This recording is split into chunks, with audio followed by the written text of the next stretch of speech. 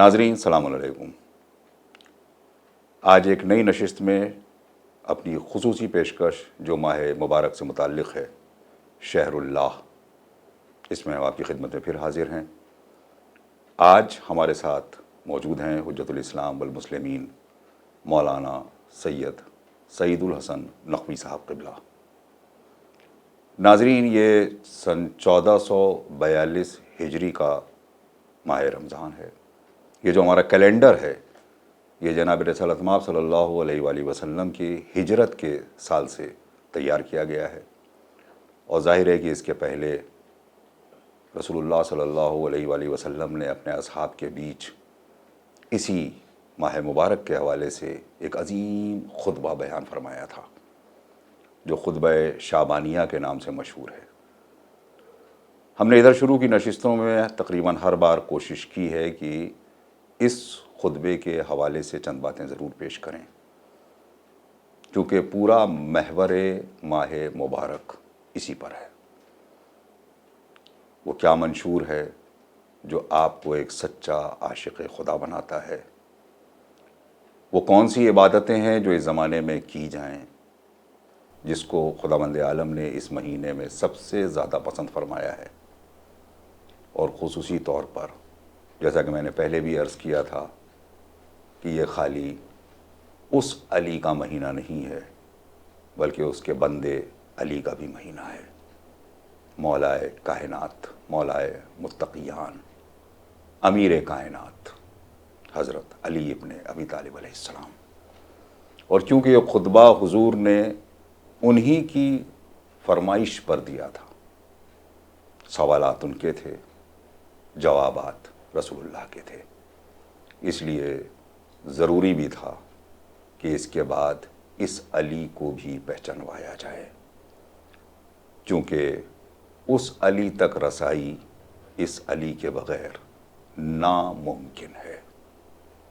اسی لیے اللہ نے اپنی ولایت کے سلسلے کی آخری کڑی میں اس علی کا ذکر کیا اور اس علی کے بچوں کا ذکر کیا۔ ولایت جو پورے دین کی، جو انسان کے پورے ایمان کی اس کے ایک پلر کا نام ہے، یعنی اس کے بغیر ایک انسان کامل نہیں بن سکتا، اس کے بغیر اپنے دین تک رسائی نہیں کر سکتا۔ اسی ولایت کا غدیر میں رسول اللہ نے اعلان کر کے یہ بتا دیا تھا کہ اگر اس کو نہیں پہچانا تو تم اللہ تک نہیں پہنچ سکتے۔ مولانا سعید الحسن نقوی صاحب قبلہ کے ساتھ ہم اسی کی بہت اہم ترین چیزیں نکال کر، چونکہ اب یہ ابتدائی تاریخیں ہیں، اور ماہ رمضان کی ان تاریخوں میں اگر ہم نے اپنے روح کو کمال تک پہنچا دیا تو یقینی طور پر آگے کا سفر بہت آسان ہوگا۔ جناب السلام علیکم۔ وعلیکم السلام ورحمۃ اللہ۔ ابھی تک ہم نے اس کے محور اور منشور پر بات کی تھی۔ خطبہ شعبانیہ میں رسول اللہ صلی اللہ علیہ وآلہ وسلم کس چیز کی طرف آدمی کو متوجہ کرانا چاہتے ہیں۔ آج بالکل ٹو دا پوائنٹ ہم لوگ آ جاتے ہیں کہ اس میں کن اعمال کا جناب رسالت مآب صلی اللہ علیہ وآلہ وسلم نے ذکر کیا ہے کہ اگر ماہ مبارک میں یہ اعمال بجا لائیں تو ہم کمال تک پہنچ سکتے ہیں۔ میں چاہتا ہوں اس کا ذکر کریں۔ اعوذ باللہ من الشیطان الرجیم، بسم اللہ الرحمن الرحیم، وصلی اللہ علی محمد وآلہ الطاہرین۔ خطبہ شعبانیہ یہ امام رضا علیہ السلام نے اپنے اجداد کے سلسلے سے جی جو بلا فصل ہے، جی یعنی سبحان رسول اللہ۔ سے بلا فصل، ہم صرف امامت میں بلا فصل کے قائل نہیں ہیں، ہم حدیث کے نقل میں بھی بلا فصل کے قائل ہیں۔ سبحان اللہ، سبحان اللہ۔ تو امام رضا علیہ السلام نے اپنے اجداد کے سلسلے سے امیر المومنین علیہ السلام سے، اور امیر المومنین نے پیغمبر سے یہ خطبہ ہے جس کو خطبہ شعبانیہ کے نام سے جانا جاتا ہے، اور کیونکہ یہ آپ نے شعبان کے آخری جمعے میں جی اصحاب سے اور قیامت تک آنے والی نسلوں سے خطاب کیا تھا، جی تو اس کے شروع میں آپ نے بہرحال پہلے تو ماہ رمضان کے فضائل، اس کے امتیازات اور اس کے خصوصیات کو بیان کیا۔ جی پھر اس کے بعد آپ نے ان اعمال کا تذکرہ کیا ہے کہ جو اعمال ہمیں ماہ رمضان میں انجام دینے ہیں۔ جی ماہ رمضان اس قدر اہم مہینہ ہے کہ اس میں اعمال کے انجام دینے کے لیے بھی جی پہلی شرط یہ ہے کہ انسان اپنے توفیق کے لیے بھی دعا کرے۔ کیا کہنا ہے، بہت خوبصورت جملہ ہے۔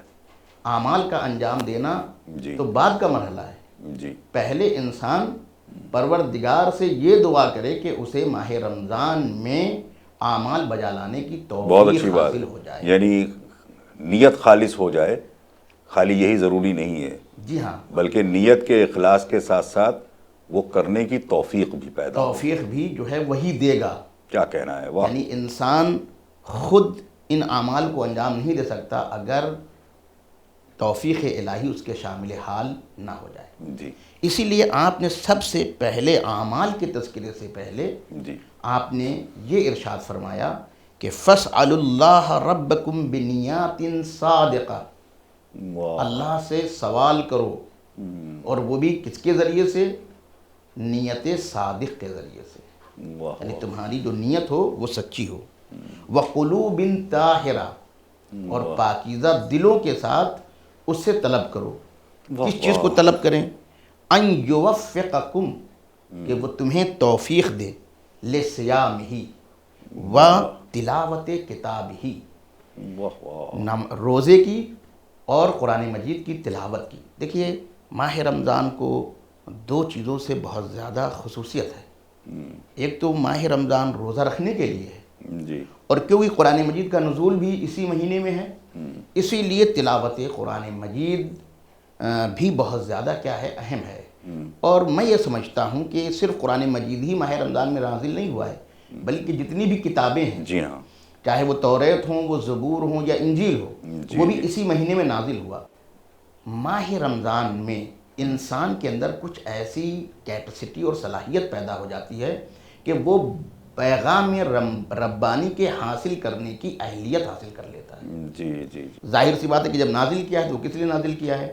تاکہ ہم اس کو پڑھیں، اس کو سمجھیں، اس میں غور و فکر کریں، اور پھر اس کو اپنی زندگی میں اتاریں، کیونکہ ہماری جو زندگی کا منشور ہے اور جو ہماری زندگی کے اہداف اور خطوط کو معین کرتا ہے وہ قرآن مجید ہے۔ تو اسی لیے پہلا مرحلہ ہمارے لیے یہی ہے کہ ہم پروردگار سے طلب کریں، اور وہ بھی سچی نیت کے ساتھ طلب کریں، پاکیزہ دل کے ساتھ اس سے طلب کریں کہ وہ ہمیں توفیق دے روزہ رکھنے کی اور قرآن مجید کی تلاوت کرنے تو اس سے پتہ یہ چلتا ہے کہ اس میں دو چیزیں جو پہلے بیان کی گئی ہیں گویا یہ شرائط میں سے ہیں کہ انسان اپنی نیت کو سچی کرے اور دل کو کیا کرے، پاکیزہ بنائے، تب وہ اس بات کا اہل ہو سکتا ہے کہ وہ پروردگار سے دعا کرے اور پھر اس کو یہ توفیق ملے کہ وہ روزہ رکھے۔ یعنی اس کا مطلب ہے کہ ہر کس و ناکس روزہ نہیں رکھ سکتا ہے، ہر کس و ناکس جو ہے وہ قرآن کی تلاوت کی توفیق حاصل نہیں کر سکتا ہے۔ اس کے بعد آپ فرماتے ہیں فَإِنَّ الشَّقِيَّ مَنْ حُرِمَ غُفْرَانَ اللَّهِ فِي هَذَا الشَّهْرِ الْعَظِيمِ۔ دیکھیے قرآن مجید ہوں یا روزے ہوں، ان کا بہت گہرا تعلق انسان کی مغفرت سے ہے۔ اب اگر انسان شرائط کے ساتھ روزہ اور قرآن مجید کی تلاوت کرتا ہے تو اس کا نتیجہ یہ نکلے گا کہ وہ مشمول مغفرت ہوگا، اور اگر کسی نے خدا نخواستہ یہ توفیق حاصل نہیں کی تو واقعاً ایسا انسان بدبخت ہے، اور پھر بدبخت وہ انسان ہو گیا کہ جو ماہ مغفرت میں بھی بخشا نہ جا سکے۔ جی ہاں۔ اس کے بعد آپ فرماتے ہیں کہ وَاذْكُرُوا بِجُوعِكُمْ وَعَطْشِكُمْ فِيهِ جُوعَ يَوْمَ الْقِيَامَةِ۔ تم نے جب روزہ رکھا تو بھوکے رہتے ہو، پیاسے رہتے ہو، اس بھوک اور پیاس سے تم اندازہ کرو قیامت کی بھوک اور پیاس کا، اللہ یاد کرو۔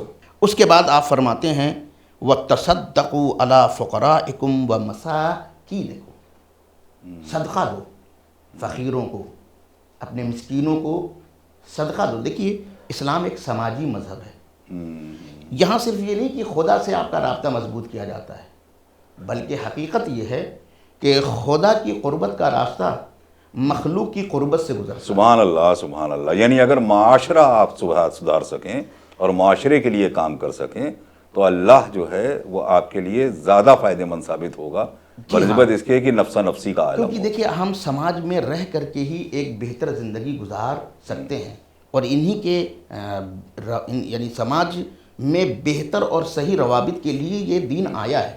اسی لیے بعض لوگوں کا یہ تصور ہوتا ہے کہ وہ سوچتے ہیں کہ بس ہم خدا کو یاد کر لیں چاہے بندوں کو کتنے ہی ناراض کر لیں۔ بہت اچھی بات ہے، بندوں کو ناراض کر کے ہم خدا کو خوش نہیں کر سکتے ہیں، کیونکہ خدا کی خوشنودی کا جو راستہ ہے وہ اس کے مخلوق کی خوشنودی کے راستے اور سے اگر بندے نے معاف نہیں کیا ہے تو یقیناً پروردگار خداوند بھی عالم بندے بھی کو آسانی معاف سے معاف نہیں کرے گا۔ اس کے بعد دیکھیے کہ فرماتے ہیں وَقِّرُوا كِبَارَكُمْ، اپنے بزرگوں کا احترام کرو، وَارْحَمُوا صِغَارَكُمْ، اور اپنے چھوٹوں پر رحم کھاؤ، وَصِلُوا أَرْحَامَكُمْ، اور اپنے رشتہ داروں کے ساتھ بہتر سلوک کرو، حسن سلوک کرو، ان کے ساتھ اچھے تعلقات سے پیش آؤ ان کے ساتھ۔ تو آپ یہ دیکھیے کہ ماہ رمضان صرف نماز پڑھ لینے کا نام نہیں ہے، صرف روزے رکھ لینے کا نام نہیں ہے، بلکہ تمہارا جو سماجی رشتہ ہے وہ بہت مضبوط ہونا چاہیے۔ نہیں خود حدیث میں موجود ہے جیسا کہ امیر المومنین جناب سیدہ کی امور خانہ داری میں مدد فرمایا کرتے تھے۔ دال چن رہے ہیں آپ، جی آپ اس قسم کی آج کے لوگوں کے سامنے آپ یہ کہہ دیجئے تو وہ اس کو مذاقہ بنانے کی کوشش کرتے ہیں، جبکہ امور خانہ داری میں بھی چونکہ یہ دونوں لازم و ملزوم کی حیثیت رکھتے ہیں، زوجہ اور شوہر، تو امور خانہ داری بھی آسان کام نہیں ہے، یہ ذمہ داری اٹھانا بھی آسان نہیں ہے۔ اہلیہ کی یا بیٹی کی یا بہن کی اس میں بھی مدد کرنا بہت ضروری ہے۔ تو دیکھیے بزرگوں کا احترام، آج ہماری سوسائٹی سے بڑوں کا احترام کیا ہوتا جا رہا ہے؟ بالکل مفقود ہو گیا ہے، ختم ہو گیا ہے۔ جبکہ ماہ رمضان جس کو انسان فقط یہ سمجھتا ہے کہ ہم خدا کے لیے کام کریں گے، لیکن یہاں پر پیغمبر کیا کہہ رہے ہیں؟ پہلے بڑوں کا احترام سیکھ لو، اکبر تک پہنچنے کا راستہ کبیر سے گزرتا ہے۔ واہ واہ۔ اور اس میں رشتہ داروں کے ساتھ بہت زیادہ جو ہے وہ اچھے تعلقات اور صلہ رحم کا حکم ہے کہ اب دیکھیے ارحام میں تمام رشتہ دار آتے ہیں، چاہے وہ ننیالی ہوں، چاہے وہ ددیالی ہوں، قریب کے ہوں یا دور کے ہوں۔ جی۔ اس کے بعد وَاحْفَظُوا أَلْسِنَتَكُمْ، اپنے زبان کی حفاظت کرو۔ دیکھیے یہ زبان بہت اس کو جو تشبیہ دیا مولا کائنات نے ایک درندے سے تشبیہ دیا ہے کہ اگر اس زبان کو یوں ہی کھلا چھوڑ دو گے تو جیسے درندہ اگر وہ کھلا چھوڑ دیا جائے تو کیا کرتا ہے؟ پھاڑ کھاتا ہے۔ ایسے ہی بعض لوگوں کی زبان نہیں ہے، درندہ ہے، اور جب درندہ ہے تو جس کو بھی دیکھے وہ پھاڑ کھائے گا۔ اسی لیے بہت سے لوگ جو ہیں بظاہر نماز بھی پڑھتے ہیں لیکن ان کی زبان سے کوئی محفوظ نہیں ہے۔ میں نے نہج البلاغہ میں مولا علی کی ایک حدیث پڑھی ہے جس میں آپ نے فرمایا ہے کہ اگر کوئی بدزبانی سے کام لیتا ہے، فحش کلامی سے کام لیتا ہے، تو اس کے ساتھ کوئی تقویٰ قابل قبول نہیں ہے۔ اللہ اکبر۔ یعنی انسان بظاہر بہت سے نیک کام انجام دے رہا ہے لیکن مولا کہہ رہے ہیں کہ اگر وہ بدزبانی کر رہا ہے، جیسے آپ فرض کریں کہ میں ایک مثال دے رہا ہوں، کسی کو آپ اپنے گھر میں بلائیے، بہت اچھا کھانا کھلا دیجئے لیکن اس کو 4 باتیں سنا دیجئے، تو آپ بتائیے کہ وہ جو آپ نے کھلایا ہے اس کی نگاہ میں کوئی اہمیت رکھے گا؟ ہمیں ہر بات نہیں کہنی ہے، حتیٰ کہ کہا کہ جو بات جانتے ہو وہ بھی نہ کہو، جو چیز نہیں جانتے ہیں اس کے بارے میں، جس کے بارے میں علم نہیں ہے وہ تو کہنا ہی نہیں ہے۔ مولا کائنات کی ایک حدیث یہ بھی ہے کہ جو تم جانتے ہو سب کہنے کی ضرورت نہیں ہے تمہارے لیے، کیونکہ اصلاً جو ہے بہت سی باتیں اگر آپ نہیں کہیں گے تو ہم سے سوال بھی نہیں کیا جائے گا اس کے بارے میں۔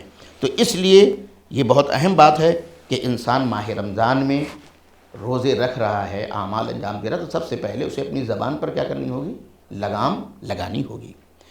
اس کے بعد آپ فرماتے ہیں وَغُضُّوا عَمَّ لَا يَحِلُّ النَّظَرُ إِلَيْهِ أَبْصَارَكُمْ، اور ان چیزوں سے اپنی نگاہوں کو بچاؤ، محفوظ رکھو جن کو دیکھنا تمہارے لیے صحیح نہیں ہے۔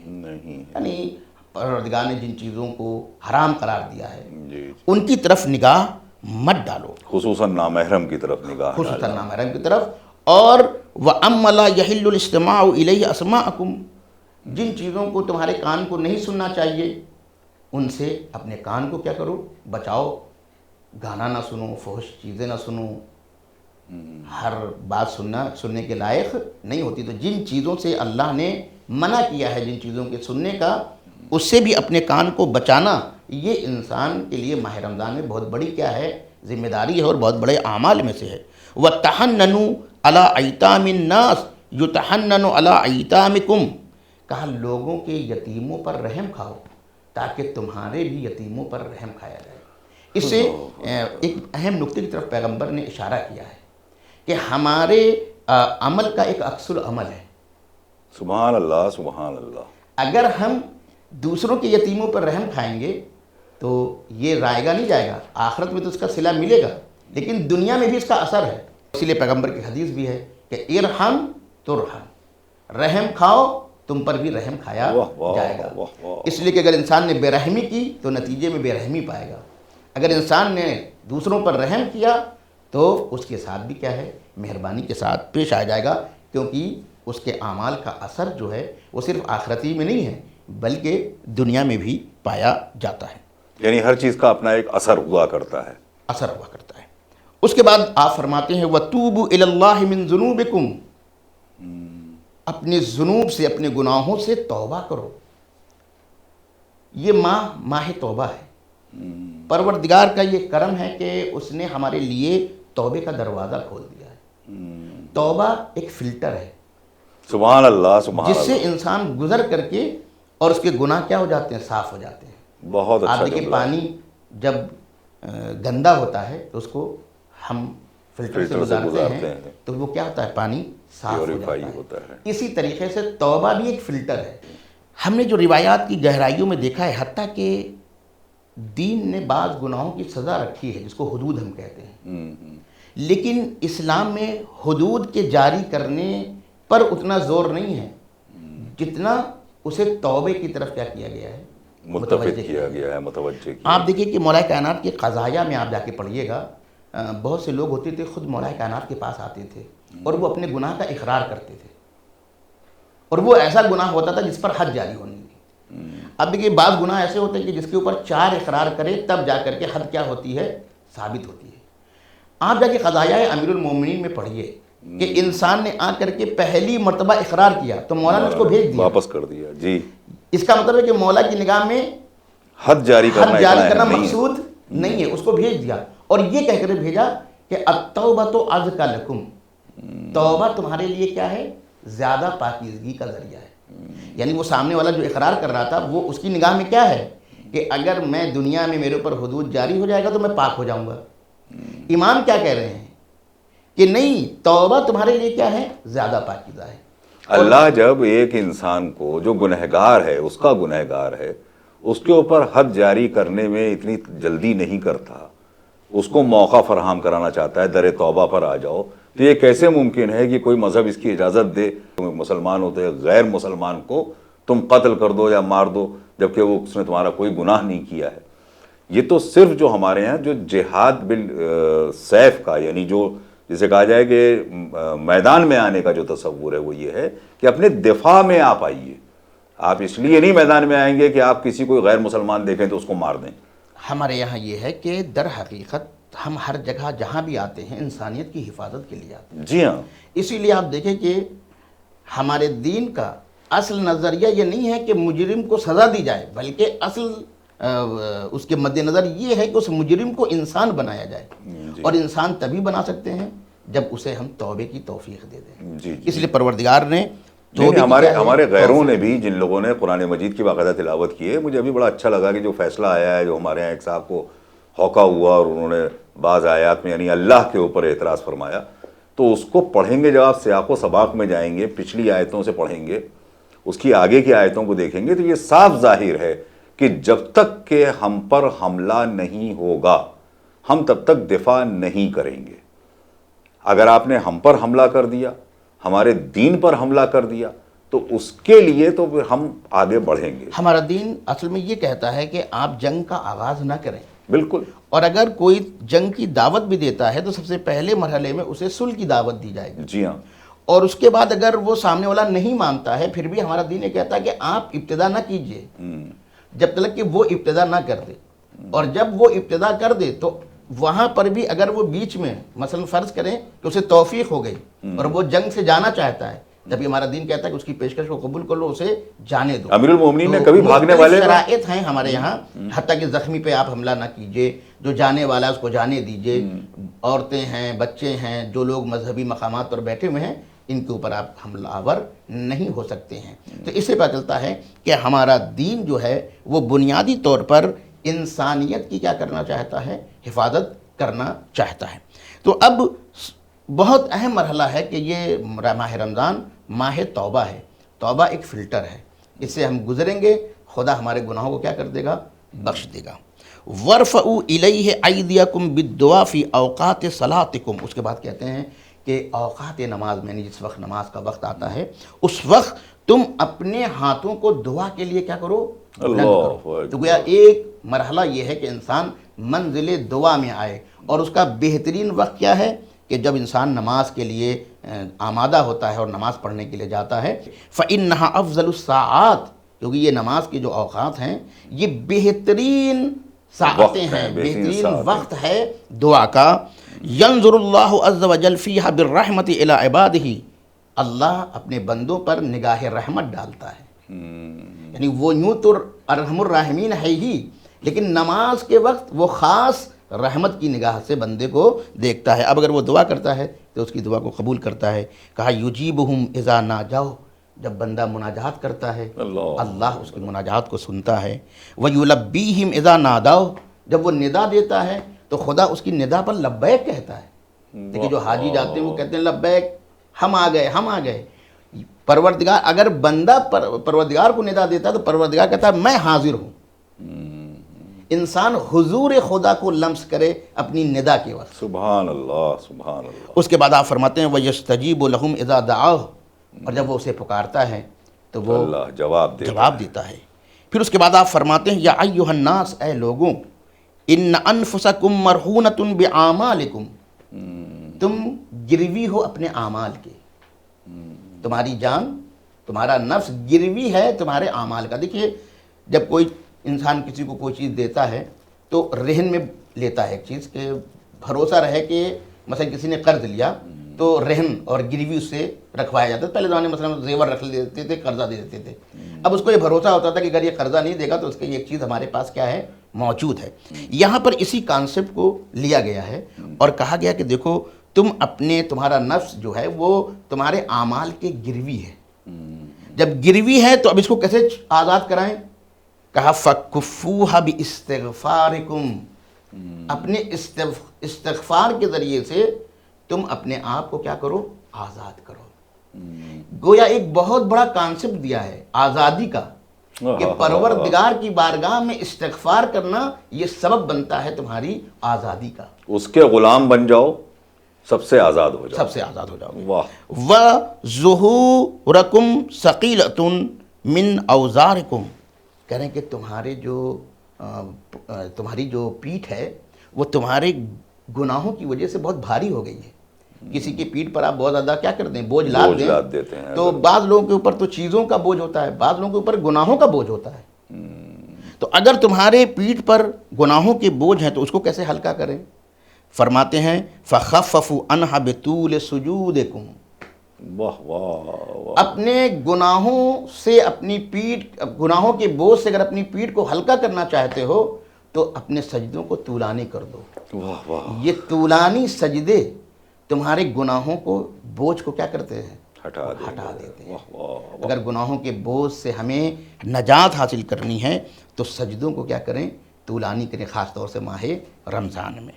اس کے بعد آپ فرماتے ہیں وَاعْلَمُوا أَنَّ اللَّهَ تَعَالَى ذِكْرَهُ اقسم بعزته ان لا يعذب المصلين والساجدين، جان جاؤ کہ خدا نے قسم کھائی ہے، وہ بھی اپنی عزت کی قسم کھائی ہے، اللہ، کہ وہ مصلین کو عذاب نہیں کرے گا، ساجدین کو عذاب نہیں کرے گا، نماز پڑھنے والوں پر عذاب نازل نہیں کرے گا، سجدہ کرنے والوں پر عذاب نہیں کرے گا۔ ولا یروعہم بالنار یوم یقوم الناس لرب العالمین، اور جب قیامت کے دن لوگ بارگاہ الہی میں کھڑے ہوں گے تو اس وقت وہ انہیں جہنم سے نہیں ڈرائے گا، سبحان یعنی جہنم کے خوف کو نکال دے گا۔ یعنی جو ہم نماز پڑھتے ہیں، جو ہم سجدہ کرتے ہیں، ان کو کوئی آدمی معمولی نہ سمجھے۔ یہ نماز نہیں ہے، یہ سجدے نہیں ہیں، یہ تمہیں حقیقی طور پر جہنم کے خوف سے نکال رہے ہیں۔ اس کے بعد آپ فرماتے ہیں کہ ایھا الناس، اے لوگو، من فطر منکم صائما مؤمنا فی ھذا الشہر کان لہ بذالک عند اللہ، اے لوگو، اگر تم میں سے کوئی بندہ مومن اس مہینے میں کسی بندہ مومن کو افطار کی دعوت دے، روزے دار کو ہم افطار کرائیں گے، اس کا نتیجہ کیا ہے؟ کہا کہ عتق نسمۃ و مغفرۃ لما مضی من ذنوبہ، تو یہ گویا ایسا ہے کہ تم نے راہ خدا میں ایک بندے کو آزاد کرایا ہے، سبحان اللہ، اور یہ تمہارے گزشتہ گناہوں کو کیا کر دے گا؟ بخشوا دے گا۔ یعنی ہم کسی بندے مومن کو افطار کراتے ہیں تو دو کام کرتا ہے، گویا ایک غلام آزاد کرنے کا کیا ہے؟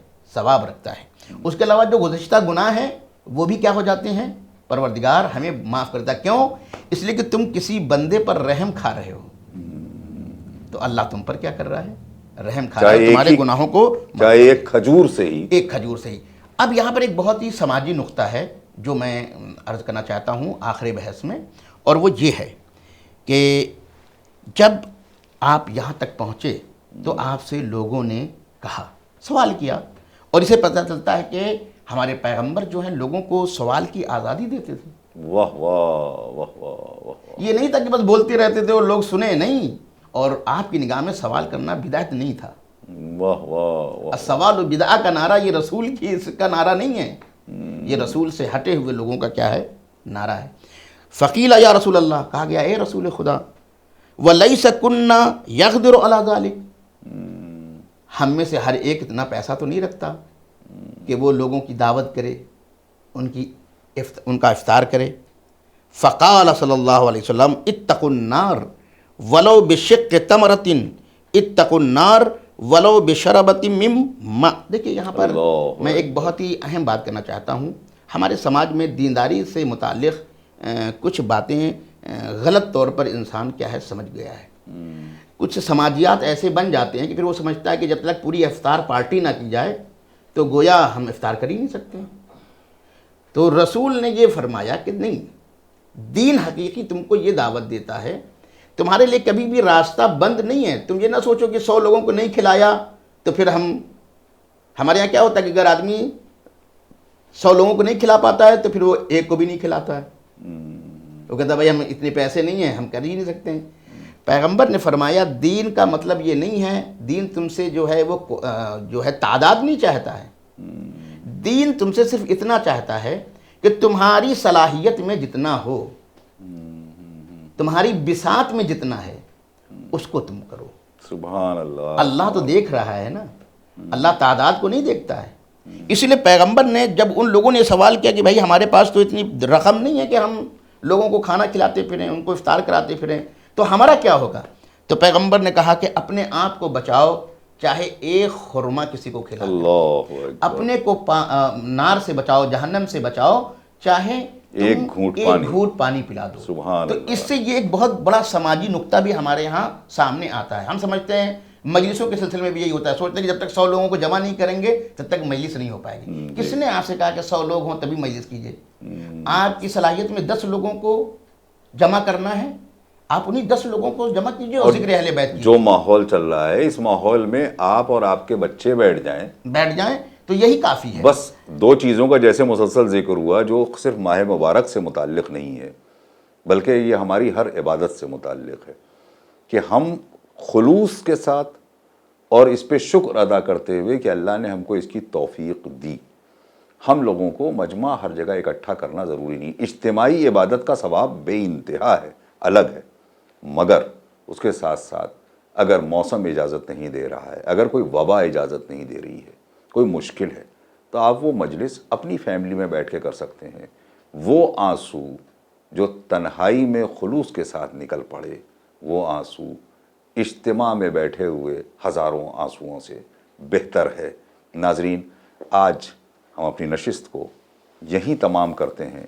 انشاءاللہ اگلی نشست میں ہم مولانا کے ساتھ مزید نئے سوالات اور خصوصی طور پر مولائے کائنات کی زندگی کے سلسلے میں رسول اللہ صلی اللہ علیہ وآلہ وسلم نے جو فرمایا اس پر ہم بحث جاری رکھیں گے انشاءاللہ۔ خدا حافظ و ناصر، والسلام علیکم ورحمۃ اللہ وبرکاتہ۔